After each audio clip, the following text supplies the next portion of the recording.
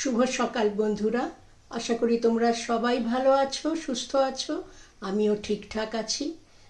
দেখো, আজকে আমি চলে এলাম তোমাদের সামনে একটা অতি সবার পছন্দের একটা রেসিপি নিয়ে। চলো দেখি আজকে আমরা কি বানাচ্ছি। এখানে নিয়ে নিয়েছি কোকো পাউডার, এখানে নিয়ে নিয়েছি কর্নফ্লাওয়ার, এখানে নিয়ে নিয়েছি 1 কাপ দুধ, এখানে নিয়ে নিয়েছি আমার ঘরে থাকা মালাই, এখানেও রয়েছে অনেকটা মালাই। তাহলে তোমরা মোটামুটি আন্দাজ করতে পারছো যে আমি আজকে কি বানাতে চলেছি। একদম ঠিক ধরেছো, আজকে আমি বানাবো চকলেট আইসক্রিম। তোমাদের চোখের সামনেই দেখবে এটা কিরম ঝটপট তৈরি হয়ে যাবে। নিয়ে নিলাম এই চামচের 3 চামচ কোকো পাউডার, নিয়ে নিলাম ওই একই চামচের 2 চামচ কর্নফ্লাওয়ার। এবারে চলো এই দুটো আমি একটু মিশিয়ে নিচ্ছি, তারপরে এর মধ্যে অল্প অল্প করে দুধ দিয়ে, ঠান্ডা দুধ দিয়ে এটা আমি একটা স্লারি তৈরি করে নেব। বন্ধুরা দেখো, একটা কর্নফ্লাওয়ার এবং কোকো পাউডারের একটা সুন্দর স্লারি তৈরি হয়ে গেছে। এবার চলো দেখা যাক নেক্সট স্টেপে আমরা কি করি। একটা ব্লেন্ডার জার নিয়ে নিলাম, তাতে আমি দিয়ে দিচ্ছি এই 1 চামচ, 2 চামচ,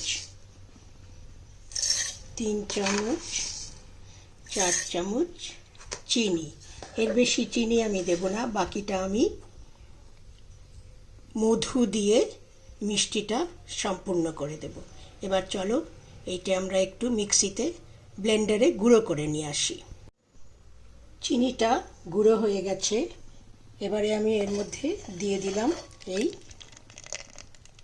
স্লারিটা দিয়ে দিলাম, এবং দিয়ে দিচ্ছি আমার এই ঘরের মালাই এবং দুধ।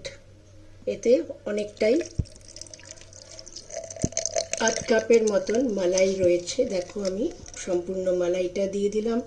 এতে আমি আরও মালাই দেব, এবং দিয়ে দিলাম আরও সামান্য একটু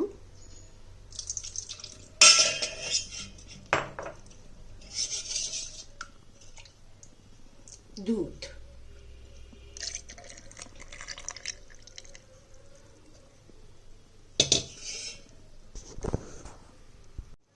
বন্ধুরা দেখো, আমি এই স্প্যাচুলার সহায়তায় আমি সম্পূর্ণ স্লারিটা একদম পরিষ্কার করে নিয়ে নিয়েছি। এর মধ্যে দুধ এবং স্লারিটা এবং 2 চামচ 4 চামচ চিনি পড়েছে। এবার চলো এর মধ্যে আমি আরেকটু মিষ্টির জন্য দিয়ে দিই সামান্য একটু মধু। এতে আমি দিয়ে দিচ্ছি এই চামচেরই 1 চামচ মধু দিলাম, এবং আরও সামান্য একটু মধু।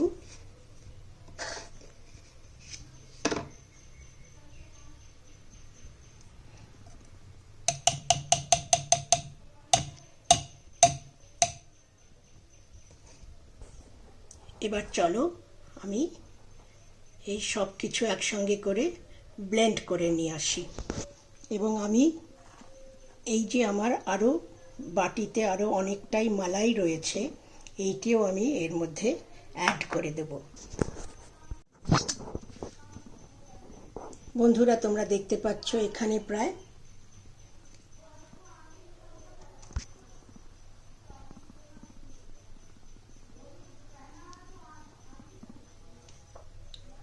আধ বাটি মালাই ছিল।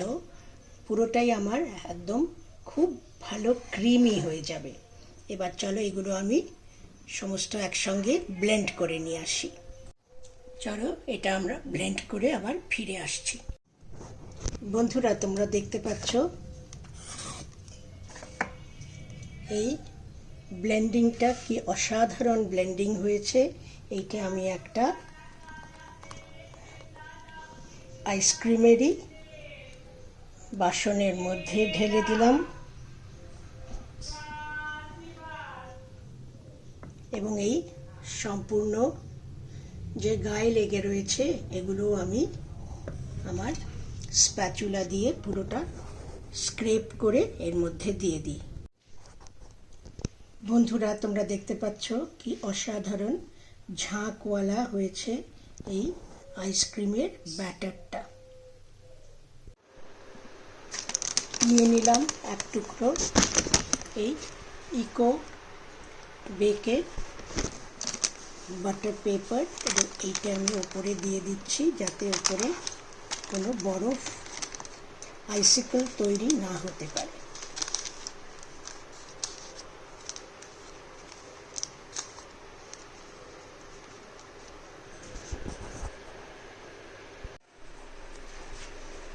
ঢাকনা বন্ধ করে দিয়েছি। এবারে এটা আমি ডিপ ফ্রিজে রেখে দেব 8 থেকে 10 ঘন্টার জন্য এবং তারপরে তোমাদের সামনে আমি আবার আসবো, এসে তোমাদের দেখাবো কতটা কি এটা জমেছে।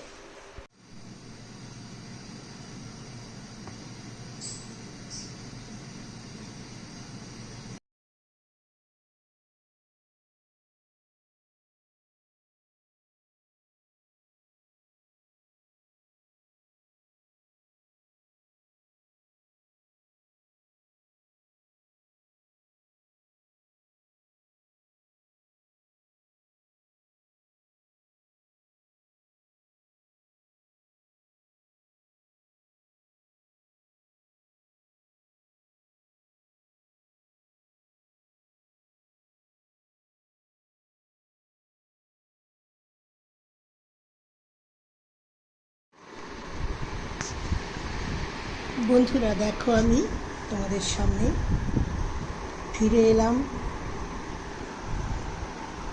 10 ঘন্টা বাদে।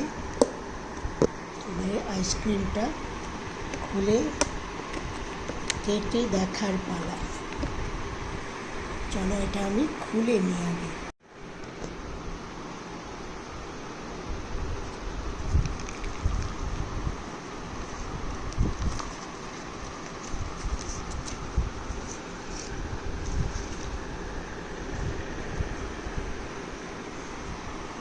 এবারে আমি আইসক্রিম স্কুপার দিয়ে একটু স্কুপ করে তুলে নিই।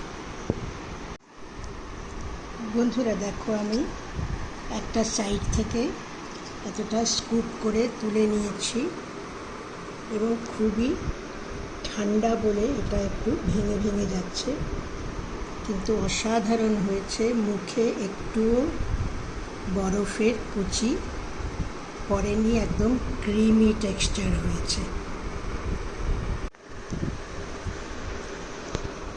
বন্ধুরা দেখো,